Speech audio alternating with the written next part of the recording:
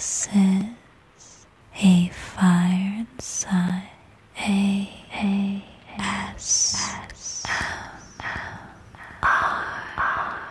It's officially spooky season, and I've got this candle with me that I'll be lighting and telling you some scary stories. I have these scream nails on. They're very long and spooky. They've got some blood on the nails here. I'll be lighting this pumpkin candle. It's got a pumpkin on the top of the lid. I hope you enjoy these scary stories. Let's light up the candle like this, warm and cozy.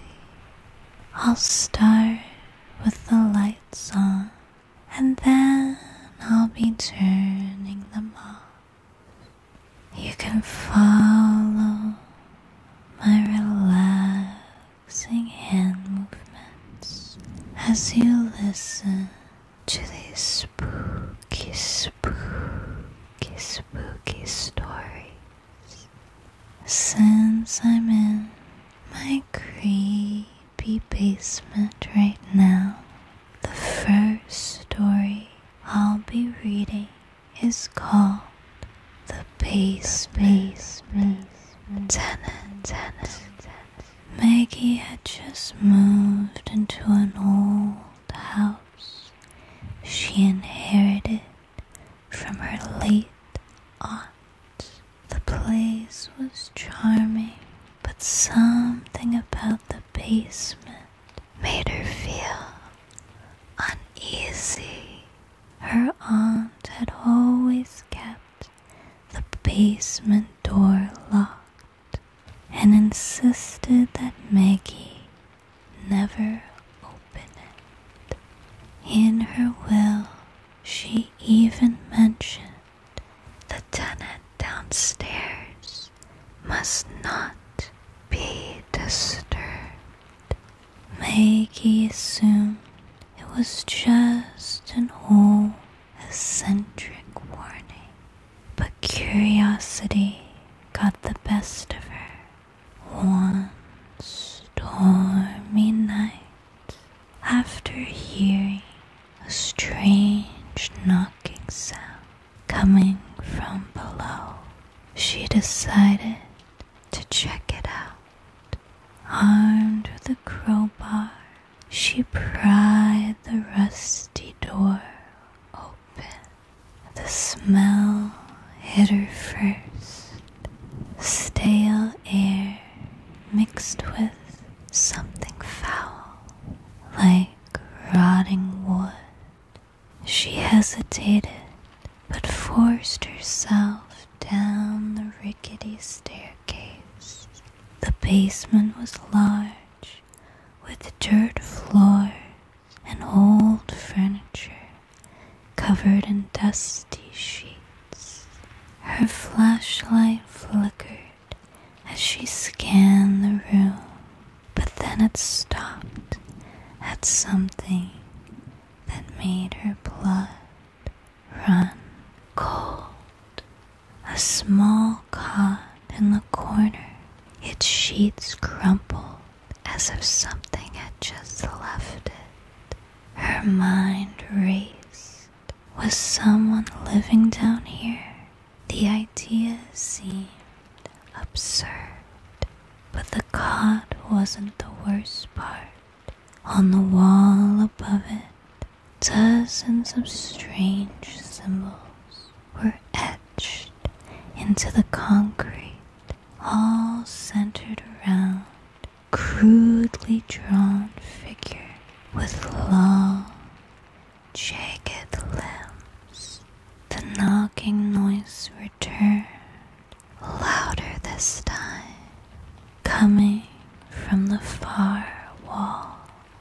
Maggie stepped closer, her hand shaking. The knocking turned into scratching. She reached out to touch the wall, but as soon as her fingers grazed the surface, the wall gave way. It wasn't solid. It was thin plaster.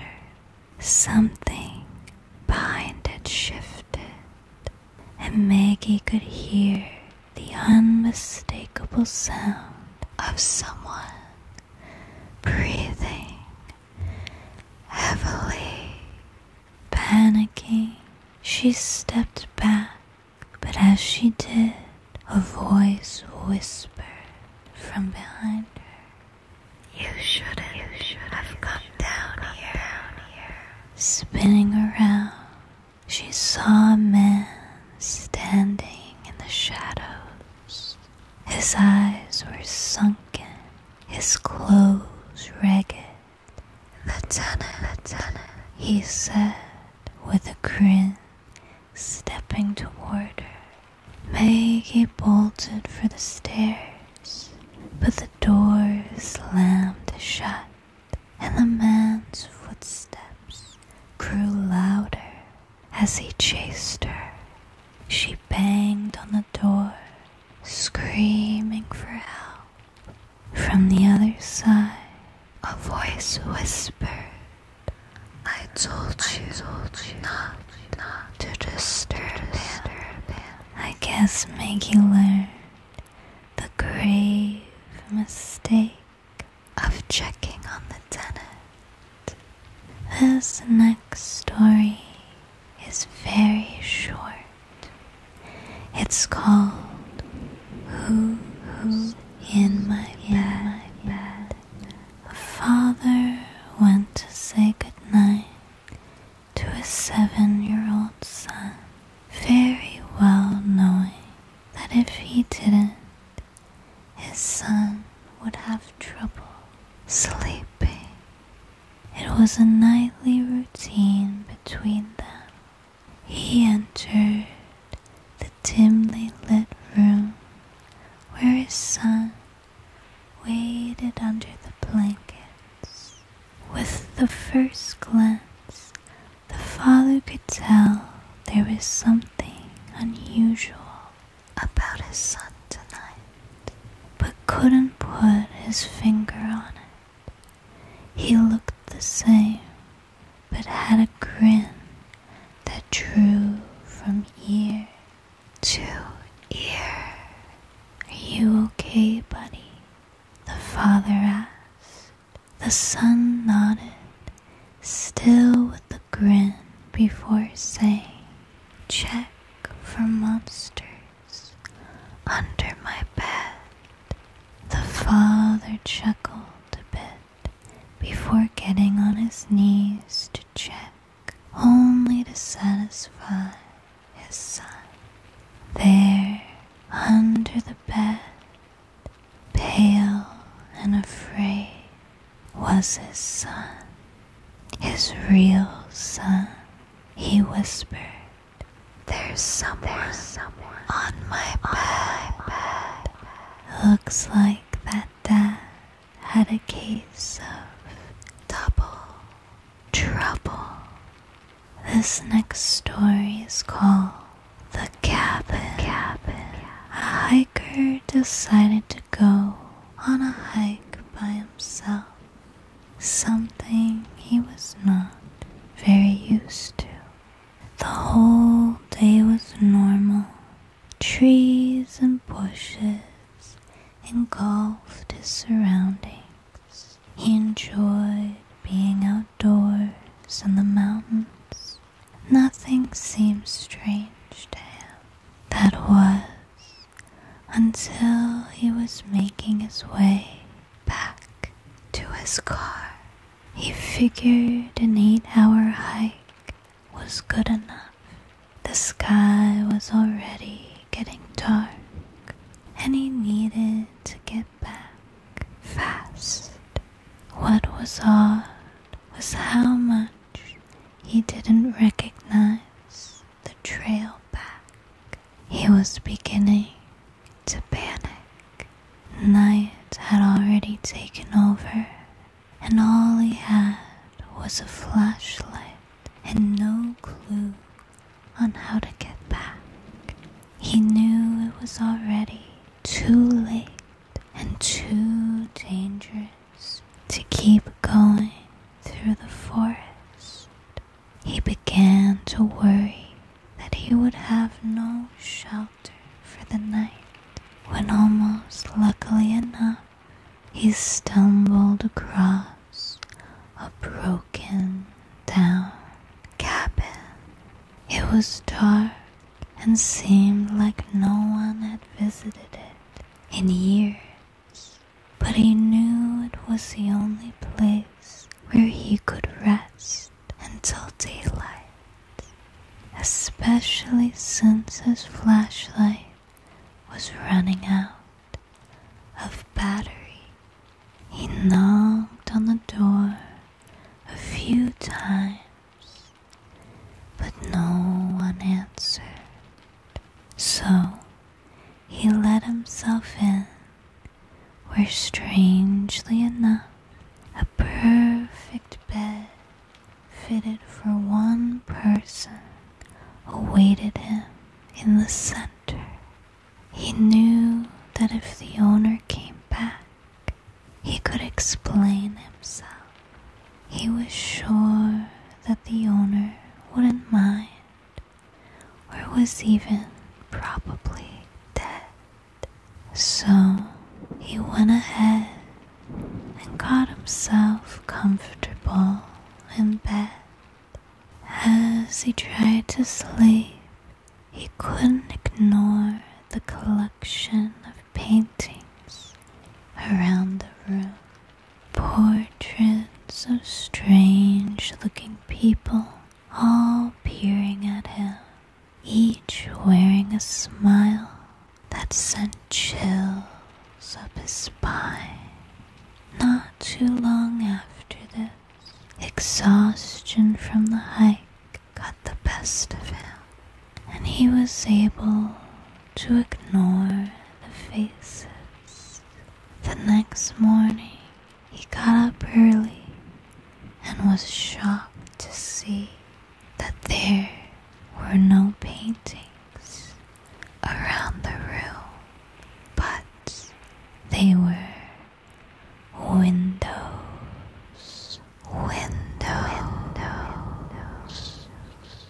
Looks like the hiker found a real window of opportunity. Too bad it wasn't what he expected. This next story is called The Red Wristband. A doctor was working at a hospital where the patients were tagged with colored bands, green for alive and red for deceased. One night, the doctor was instructed to get a few supplies from the basement of the hospital, and so he headed to the lift. The lift doors opened, and there was a patient inside, minding her own business. Patients were allowed to roam around the hospital to stretch, especially those who have stayed long. The rule was to be back in the room before 10. The doctor smiled at the patient before pressing the number for the basement. He found it unusual that the woman didn't have a button already pressed. He wondered if she was heading to the basement as well. The lift finally reached the floor the doors opened. In the distance, a man was limping towards the elevator, and in a panic, the doctor slammed the elevator button to close. It finally did, and the lift began to ascend back up. The doctor's heart was pounding. Why did you do that?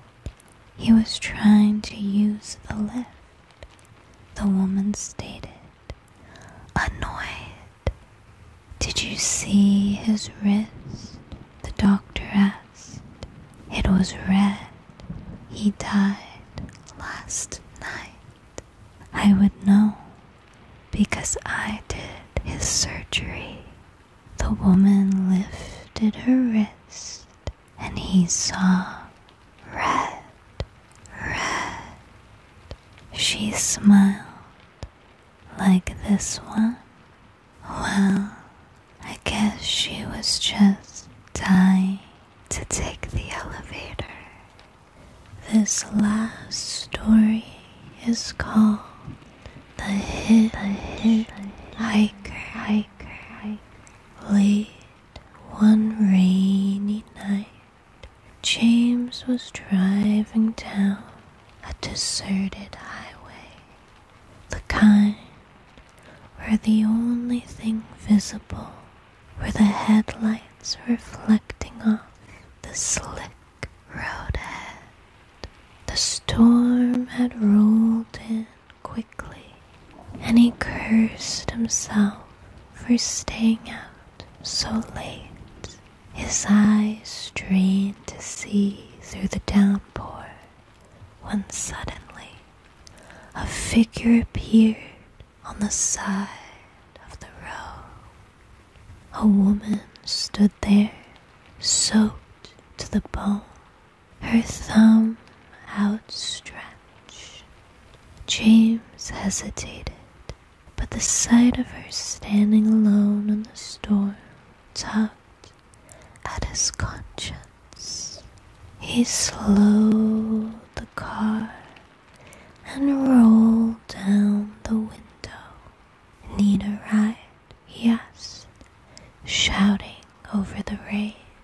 She nodded, her wet hair clinging to her pale face, and without a word, climbed into the passenger seat. The interior of the car filled with the scent of rain and damp clothes. Where are you headed? James asked, trying to make small talk as he glanced at her from the corner of his eye. She didn't respond, just stared straight ahead, her hands folded neatly in her lap. An uneasy feeling crept over James, but he shook it off, telling himself that she was probably just cold and tired.